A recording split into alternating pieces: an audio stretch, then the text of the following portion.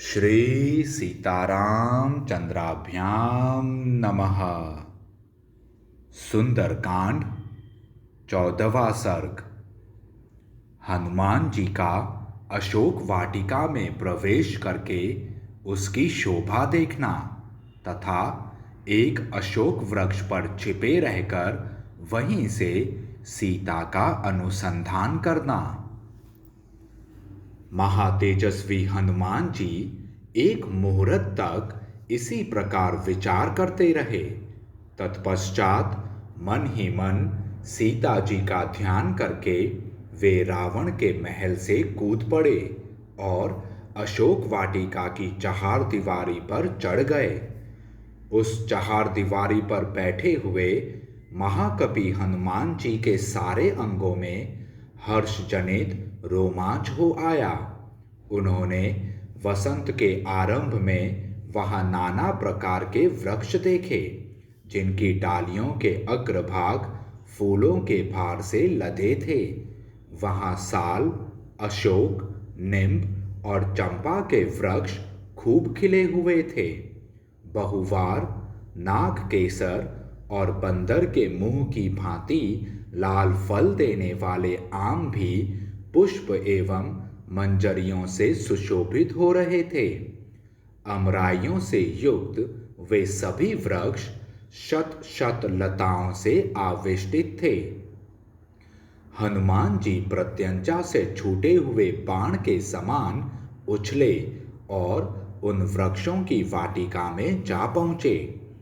वह विचित्र वाटिका सोने और चांदी के समान वर्ण वाले वृक्षों द्वारा सब ओर से घिरी हुई थी। उसमें नाना प्रकार के पक्षी कलरव कर रहे थे, जिससे वह सारी वाटिका गूंज रही थी। उसके भीतर प्रवेश करके बलवान हनुमान जी ने उसका निरीक्षण किया। भांति भांति के विहंगमों और मृग समूहों से उसकी विचित्र शोभा हो रही थी। वह विचित्र काननों से अलंकृत थी और नवोदित सूर्य के समान अरुण रंग की दिखाई देती थी। फूलों और फलों से लदे हुए नाना प्रकार के वृक्षों से व्याप्त हुई उस अशोक वाटिका का मतवाले कोकिल और भ्रमर सेवन करते थे। वह वाटिका ऐसी थी जहां जाने से हर समय लोगों के मन में प्रसन्नता होती थी। मृग और पक्षी मतमत्त हो उठते थे। मतवाले मोरों का कलनाद वहां निरंतर गूंजता रहता था और नाना प्रकार के पक्षी वहां निवास करते थे। उस वाटिका में सती साध्वी सुंदरी राजकुमारी सीता की खोज करते हुए वानर वीर हनुमान ने घोंसलों में सुखपूर्वक सोए हुए पक्षियों को जगा दिया। उड़ते हुए विहंगमों के पंखों की हवा लगने से वहां के वृक्ष अनेक प्रकार के रंग बिरंगे फूलों की वर्षा करने लगे।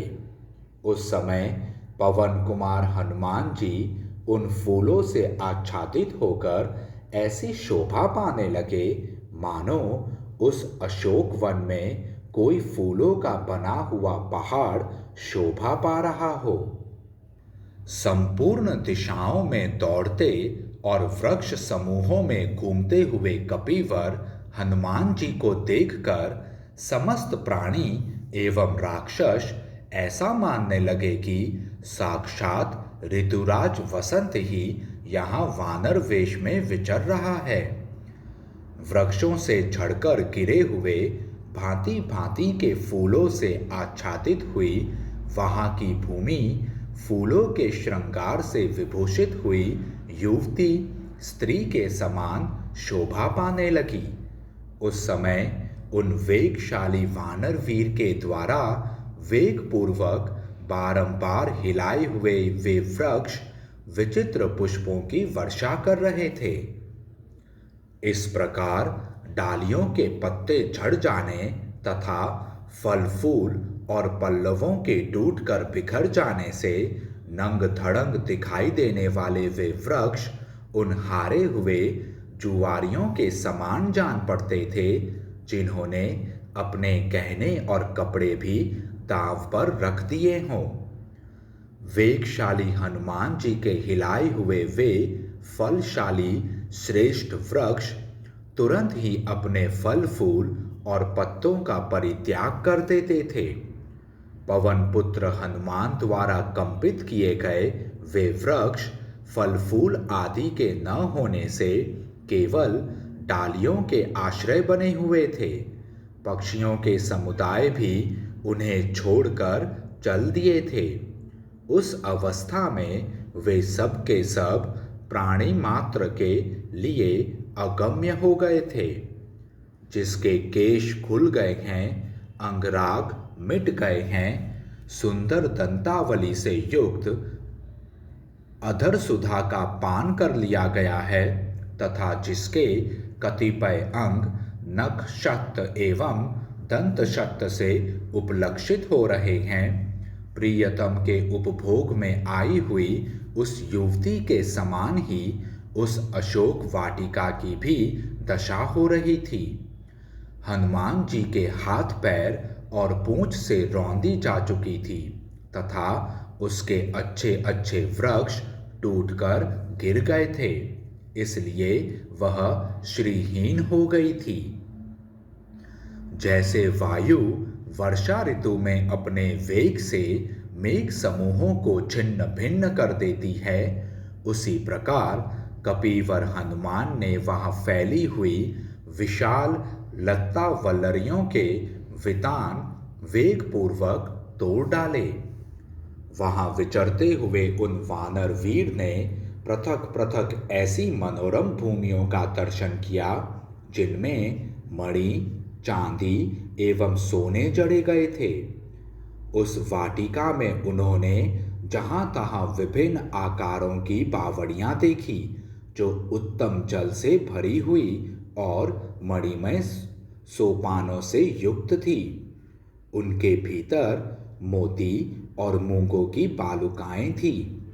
जल के नीचे की फर्श स्फटिक मणि की बनी हुई थी और उन बावड़ियों के तटों पर तरह तरह के विचित्र सुवर्णमय वृक्ष शोभा दे रहे थे। उनमें खिले हुए कमलों के वन और चक्रवाकों के जोड़े शोभा बढ़ा रहे थे तथा पपीहा, हंस और सारसों के कलनाद गूंज रहे थे। अनेकानेक विशाल तटवर्ती वृक्षों से सुशोभित, अमृत के समान मधुर जल से पूर्ण तथा सुखदायिनी सरिताएं चारों ओर से उन बावड़ियों का सदा संस्कार करती थी, उन्हें स्वच्छ जल से परिपूर्ण बनाए रखती थी। उनके तटों पर सैकड़ों प्रकार की लताएं फैली हुई थी। खिले हुए कल्प वृक्षों ने उन्हें चारों ओर से घेर रखा था। उनके जल नाना प्रकार की झाड़ियों से ढके हुए थे तथा बीच बीच में खिले हुए कनेर के वृक्ष गवाक्ष की सी शोभा पाते थे। फिर वहां कपिश्रेष्ठ हनुमान ने एक मेघ के समान काला और ऊंचे शिखरों वाला पर्वत देखा जिसकी चोटियां बड़ी विचित्र थीं। उसके चारों ओर दूसरे दूसरे भी बहुत से पर्वत शिखर शोभा पाते थे। उसमें बहुत सी पत्थर की गुफाएं थीं और उस पर्वत पर अनेकानेक वृक्ष उगे हुए थे। वह पर्वत संसार भर में बड़ा रमणीय था।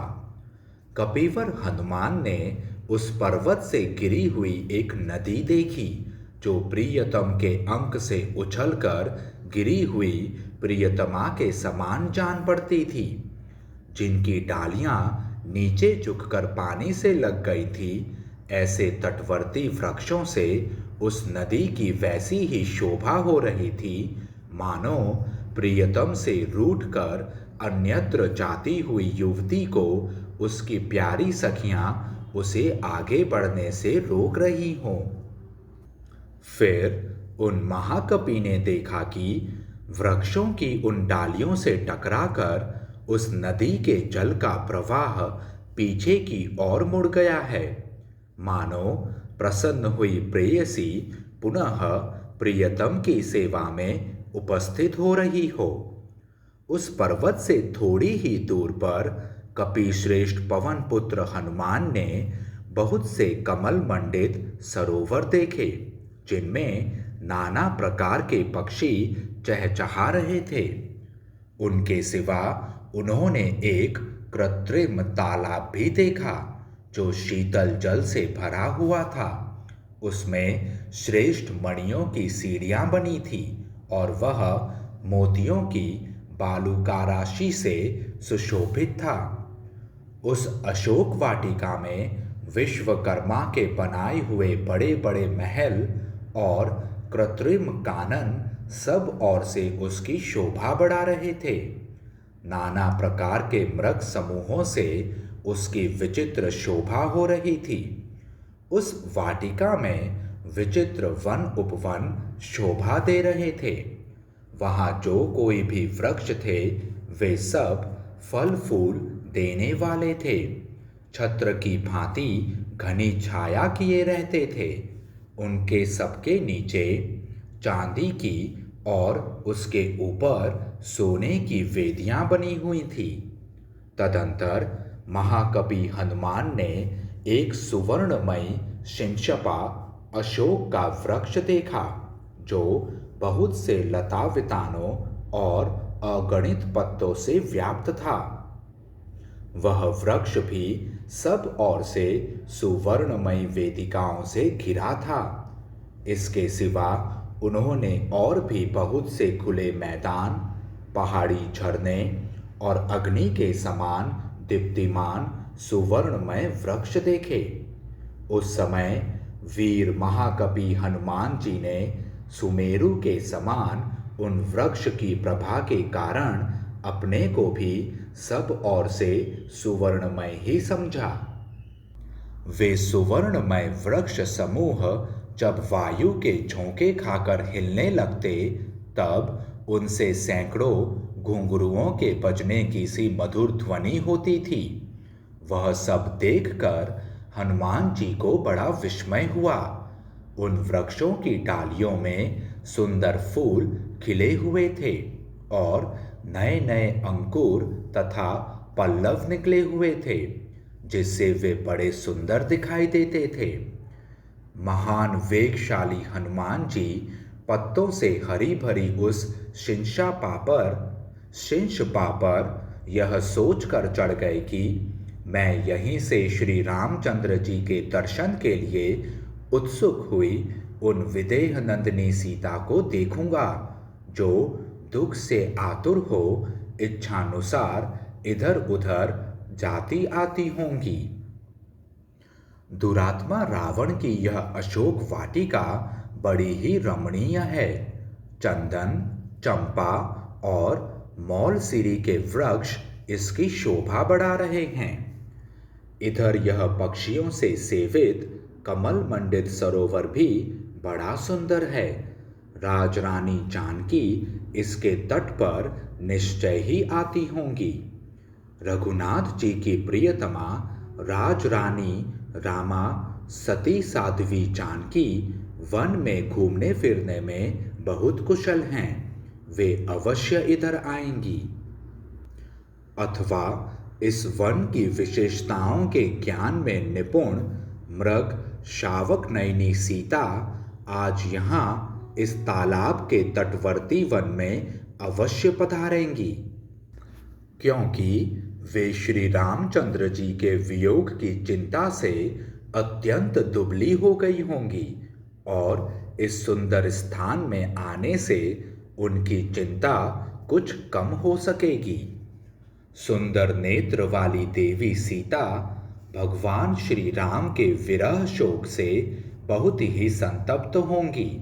वनवास में उनका सदा ही प्रेम रहा है, अतः वे वन में विचरती हुई इधर अवश्य आएंगी। श्री राम की प्यारी पत्नी सती साध्वी जनक नंदिनी सीता पहले निश्चय ही वनवासी जंतुओं से सदा प्रेम करती रही होंगी इसलिए उनके लिए वन में भ्रमण करना स्वाभाविक है। अतः यहाँ उनके दर्शन की संभावना है ही। यह प्रातः काल की संध्या का समय है। इसमें मन लगाने वाली और सदा 16 वर्ष की सी अवस्था में रहने वाली अक्षय यौवना जनक कुमारी सुंदरी सीता संध्याकालिक उपासना के लिए इस पुण्य सलीला नदी के तट पर अवश्य पधारेंगी। जो राजाधिराज श्री रामचंद्र जी की समादरणीय पत्नी हैं, उन शुभ लक्षणा सीता के लिए यह सुंदर अशोक वाटिका भी सब प्रकार से अनुकूल ही है। यदि चंद्रमुखी सीता देवी जीवित हैं तो वे इस शीतल जल वाली सरिता के तट पर अवश्य पदार्पण करेंगी। ऐसा सोचते हुए महात्मा हनुमान जी नरेंद्र पत्नी सीता के शुभागमन की प्रतीक्षा में तत्पर हो सुंदर फूलों से सुशोभित तथा घने पत्ते वाले उस अशोक वृक्ष पर छिपे रहकर उस संपूर्ण वन पर दृष्टिपात करते रहे। इस प्रकार श्री वाल्मीकि निर्मित आर्ष रामायण आदि काव्य के सुंदर कांड में 14वां सर्ग पूरा हुआ। जय श्री राम।